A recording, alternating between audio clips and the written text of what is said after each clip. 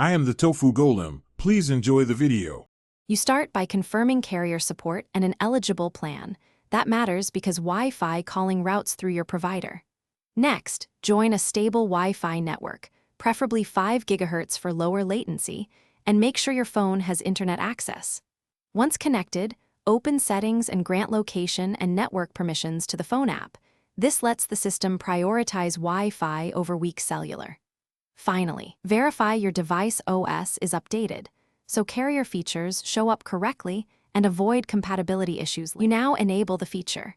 Go to Phone or Connection Settings and switch on Wi-Fi calling. On some phones, it's under Advanced.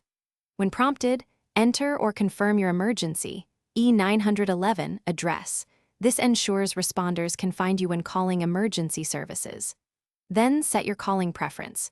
Choose Wi-Fi preferred to fall back to cellular, or Wi-Fi only if you want calls strictly over Wi-Fi. Make sure your caller ID and SMS settings sync, because messaging can use the same routing rules. You finish by placing a test call, listen for clear audio, and confirm your number displays correctly. If it fails, first toggle Wi-Fi calling off and back on, then reboot the phone. This often resolves registration problems. Once done, make sure router firmware is current and that NAT or SIP-ALG is disabled. If problems persist, connect to a different SSID or guest network to isolate router settings. For emergency calling, remember to switch back to cellular if Wi-Fi is unreliable. Thanks for watching. Consider subscribing if we helped you today.